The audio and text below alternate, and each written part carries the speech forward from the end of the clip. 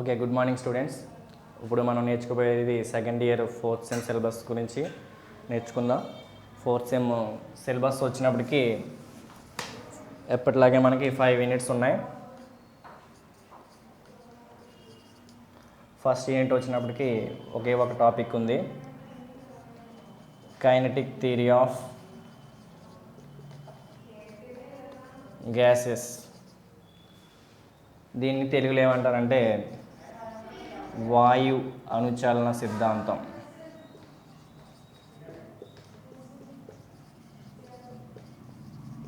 వాయు అణుచలన సిద్ధాంతం అంటారు తెలుగులో దీన్ని. సెకండ్ యూనిట్ వచ్చినప్పటికీ దీంట్లో కూడా ఒకే టాపిక్ ఉంది.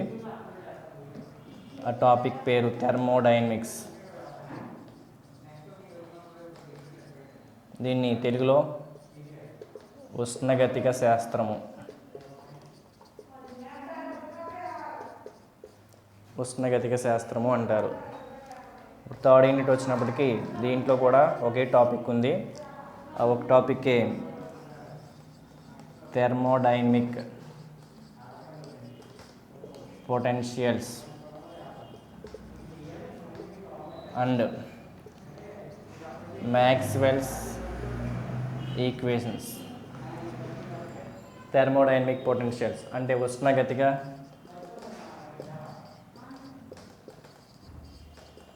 శక్మాలు మరియు Maxwell's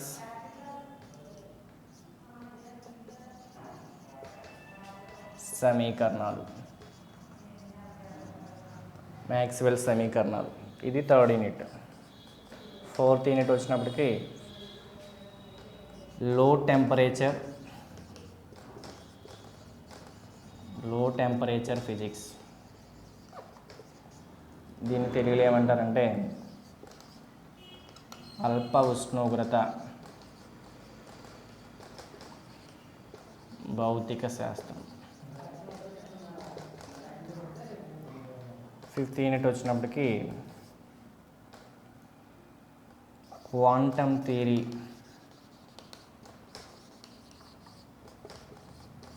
of radiation. Fifth unit దీన్ని వికిరణ క్వాంటమ్ సిద్ధాంతం అని తెలుగులో అంటారు.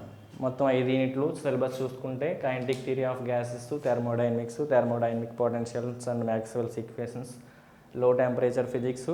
ఫిఫ్త్ యూనిట్ వచ్చినప్పటికి క్వాంటమ్ థియరీ ఆఫ్ రేడియేషన్. ఇది మనకున్న సిలబస్. ఒక్కొక్క యూనిట్లో ఒక్కొక్క టాపిక్ ఉంది.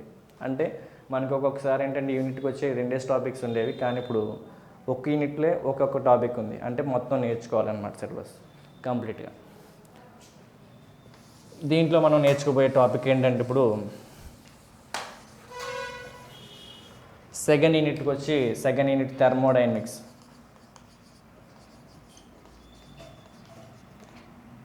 థర్మోడైనమిక్స్ అనేది ఇప్పుడు మనం నేర్చుకోబోయే టాపిక్. థర్మోడైనమిక్స్ అంటే దాని తెలుగులో ఏమంటున్నాం? ఉష్ణగతిక శాస్త్రం. ఉష్ణగతిక శాస్త్రం అంటే ఏంటి అంటే ఉష్ణగతిక శాస్త్రం దేని గురించి చెప్తుంది? థర్మోడైనమిక్స్ అంటే ఏంటి అసలు? థర్మోడైనమిక్స్ అనేది ఏంటంటే ఒక ఫిజిక్స్లో ఒక విభాగం. ఇది దేని గురించి చెప్తుంది అంటే హీట్ ఎనర్జీ అనేది మెకానికల్ ఎనర్జీగా ఏ విధంగా కన్వర్ట్ అవుతుంది, మెకానికల్ ఎనర్జీ అనేది హీట్ ఎనర్జీగా ఏ విధంగా కన్వర్ట్ అవుతుంది, ఈ రెండింటి గురించి కూడా ఎక్స్ప్లెయిన్ చేస్తుంది అనమాట థర్మోడైనమిక్స్ అని. ఈ థర్మోడైనమిక్స్కి వచ్చినప్పటికీ కొన్ని ఇంట్రడక్షన్ పార్ట్స్ గురించి నేర్చుకుందాం. సిస్టమ్ అనే ఒక వర్డ్ ఉపయోగిస్తాం మనం. ఎక్కువసార్లు ఉపయోగించే వర్డ్ ఏంటంటే సిస్టమ్. అంటే వ్యవస్థ అంటే ఏంటి? ఇప్పుడు ఏంటంటే మనం సరౌండింగ్స్, ఇప్పుడు మనం తీసుకున్న ఒక ప్రాంతం తీసుకుంటే ఆ ప్రాంతంలో ఉష్ణోగ్రత ఏ విధంగా ఉంది, హీట్ అనేది ఎలా ఉంది, అంటే ఉష్ణోగ్రత ఎలా ఉంది అని తెలుసుకోవడానికి ఉన్న రీజియన్ అంతటిని ఏమంటారంటే సిస్టమ్ అనవచ్చు అనమాట. అంటే ఈ ఒక సిస్టమ్ ఒక రీజియన్ తీసుకున్నప్పుడు ఆ రీజియన్ అంతా ఎంత ఉష్ణోగ్రత కలిగి ఉంది, దాని పక్కన సరౌండింగ్స్ ఎంత ఉష్ణోగ్రత కలిగి ఉన్నాయి, వాటన్నిటి గురించి తెలియజేసేది ఏంటంటే సిస్టమ్ అన్నమాట. ఓకే, సిస్టమ్ గురించి నేర్చుకున్న తర్వాత మనం నేర్చుకోబోయేది ఏంటంటే హీట్. ఉష్ణం అంటే ఏంటి? ఉష్ణం అంటే మనం ఆ, ఉష్ణం ఉష్ణోగ్రత రెండు కూడా ఒకటే అనుకుంటాం. హీట్ అనేది వేరు, టెంపరేచర్ అనేది వేరు. హీట్ అనేది ఏంటంటే ఒక ఫార్మ్ ఆఫ్ ఎనర్జీ, అంటే ఒక శక్తి రూపంలో ఉంటుంది హీట్ అనేది. టెంపరేచర్ అనేది ఏంటంటే మనం మెజర్ చేసేది. ఇప్పుడు పలానా ప్రాంతంలో ఉండే టెంపరేచర్ ఎంత అనేది మనం అంకెల్లో మెజర్ చేయడం జరుగుతుంది. ఉష్ణోగ్రత వేరు, ఉష్ణం వేరు. ఉష్ణం తీసుకుంటే హీట్, ఫార్మ్ ఆఫ్ ఎనర్జీ, ఒక శక్తి రూపంలో ఉంటుందన్నమాట ఉష్ణం అనేది. వర్క్ అంటే ఏంటి?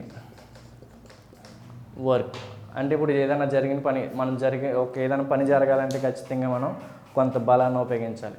ఇప్పుడు ఎగ్జాంపుల్ దీని మీద కొంత ఫోర్స్ అప్లై చేసి కొంత డిస్టెన్స్ అనేది మూవ్ చేయడం జరుగుతుంది. అంటే మనం ఫోర్స్ అప్లై చేస్తే ఆ వస్తువులు కొంత స్థానభ్రంశం అంటే డిస్ప్లేస్మెంట్ అనేది జరుగుతుంది. అక్కడ ఏం జరిగిందంటే ఇప్పుడు ఫోర్స్ ఉపయోగించడం వల్ల కొంత డిస్ప్లేస్మెంట్ జరగడం, అంటే ఇదంతా జరిగింది అంటే ఏమవుతుందంటే ఒక పని కింద తీసుకోవచ్చు అనమాట. అది వర్క్ అవుతుంది. ఇవి ఇంట్రొడక్షన్ పార్ట్స్ మనం నేర్చుకోబోయేవి. నెక్స్ట్ మనం నేర్చుకోబోయేది ఏంటంటే ఐసోథర్మల్ ప్రాసెస్.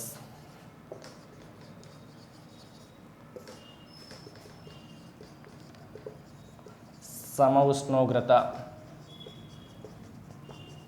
ప్రక్రియ. రెండు రకాల ప్రక్రియలు ఉన్నాయి మనకి: సమ ఉష్ణోగ్రత ప్రక్రియ, స్థిరోష్ణక ప్రక్రియ. దీన్ని ఇంగ్లీష్లో ఏమంటారంటే ఎడియాబాటిక్ ప్రాసెస్, స్థిరోష్ణక ప్రక్రియ. రెండు రకాల ప్రాసెస్ల గురించి నేర్చుకోవాలి. వీటి మీద డిపెండ్ అవుతుంది ఈ యూనిట్ అంతా. థర్మోడైనమిక్స్ అంతా డిపెండ్ అయ్యేది isothermal process, adiabatic process. First మనం ఐసోథర్మల్ ప్రాసెస్ గురించి నేర్చుకుందాం. ఐసోథర్మల్ ప్రాసెస్ గురించి నేర్చుకుంటే దీంట్లో ఏంటంటే ఉష్ణోగ్రత అనేది స్థిరంగా ఉంటుంది. ఈ ప్రాసెస్లో ఎప్పుడు కూడా ఉష్ణోగ్రత అనేది, టెంపరేచర్ అనేది ఎప్పుడు కూడా కాన్స్టెంట్గా ఉండాలి. ఇప్పుడు ఎగ్జాంపుల్ 32 degrees ఉందనుకోండి, ఇప్పుడు ప్రజెంట్ టెంపరేచర్ అంతే ఉండాలి ఈ ప్రాసెస్ జరిగేటప్పుడు. అలా కాకుండా ఎడియాబాటిక్ ప్రాసెస్ గురించి నేర్చుకుంటే అంటే స్థిరోష్ణక ప్రక్రియ అన్నప్పుడు దీంట్లో ఏంటంటే ఉష్ణోగ్రత గురించి కాకుండా హీట్ అనేది దాని గురించి నేర్చుకోవాలి. హీట్ ఎనర్జీ అనేది సరౌండింగ్స్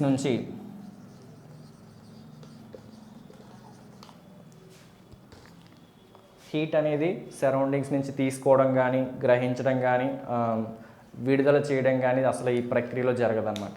ఎడియాబాటిక్ ప్రాసెస్కి దీనికి డిఫరెన్స్ తెలుసుకోండి. ఐసోథర్మల్ ప్రాసెస్ అంటే దీంట్లో టెంపరేచర్ అనేది రిమైన్స్ కాన్స్టెంట్. ఎడియాబాటిక్ ప్రాసెస్లో మాత్రం హీట్ ఎనర్జీ అనేది సరౌండింగ్స్ నుంచి తీసుకోవడం కానీ, విడుదల చేయడం కానీ అసలు చేయదన్నమాట ఈ ప్రాసెస్లో. దీంట్లో మనకి రెండు ప్రాసెస్ కూడా ఉంటాయి. ఐసోథర్మల్ ప్రాసెస్లో మళ్ళీ రెండు రకాలు ఉంటాయి: isothermal expansion, isothermal compression. Isothermal expansion అంటే సమ ఉష్ణోగ్రత వ్యాకోచం అంటారు తెలుగులో, సమ ఉష్ణోగ్రత సంకోచం అని అంటారు. ఎడియాబాటిక్ ప్రాసెస్ గురించి నేర్చుకున్నప్పుడు స్థిరోష్ణక ప్రక్రియలు. దీంట్లో కూడా రెండు రకాలు ఉంటాయి: ఎడియాబాటిక్ ఎక్స్పాన్షన్, ఎడియాబాటిక్ కంప్రెషన్. అంటే స్థిరోష్ణక వ్యాకోచం, స్థిరోష్ణక సంకోచం. వీటి గురించి తెలుసుకోవచ్చు అనమాట. ఫస్ట్ ఐసోథర్మల్ ప్రాసెస్ గురించి నేర్చుకుంటే ఐసోథర్మల్ ప్రాసెస్లో ఎప్పుడు కూడా టెంపరేచర్ అనేది కాన్స్టెంట్గా ఉంటుంది. దీంట్లో జరిగిన పని అనేది ఏ విధంగా ఉంటుంది? జరిగిన పని అనేది ఎలా ఉంటుందంటే integral VI to VF PdV. జరిగిన పని అనేది ఈ ఈక్వేషన్ రూపంలో ఉంటుందన్నమాట. ఐసోథర్మల్ ప్రాసెస్లో VI అంటే ఇనిషియల్ వాల్యూము, VF అంటే ఫైనల్ వాల్యూమ్. అంటే తొలి ఘనపరిమాణం, తుది ఘనపరిమాణం, ఈ రెండింటి యొక్క లిమిట్స్ తీసుకుని దీని యొక్క ఇంటిగ్రేషన్ చేస్తే వచ్చేదే మనకి జరిగిన పని. దేంట్లో? ఐసోథర్మల్ ప్రాసెస్లో. ఎడియాబాటిక్ ప్రాసెస్లో మాత్రం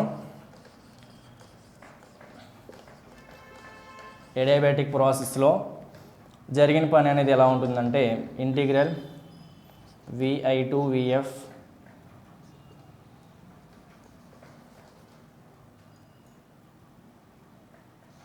V గామా dV. ఇక్కడ గామా అనేది CP/CV. CP/CV గురించి మీకు ఆల్రెడీ తెలుసు. ఏంటంటే ఇవి విశిష్టోష్ణాలు. విశిష్టోష్ణం, ఇదేమో స్థిర ఘనపరిమాణ విశిష్టోష్ణం, స్థిర పీడన విశిష్టోష్ణం. స్పెసిఫిక్ హీట్స్ అంటారు, వాటి యొక్క రేషియోనే ఇక్కడ గామా కింద తీసుకోవచ్చు అనమాట. ఇది అడియాబాటిక్ ప్రాసెస్లో ఉండే వర్క్ డన్.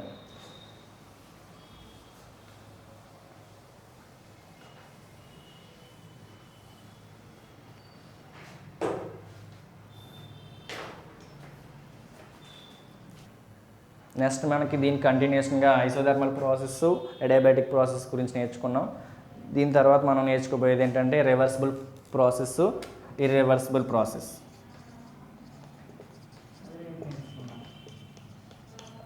Reversible, irreversible.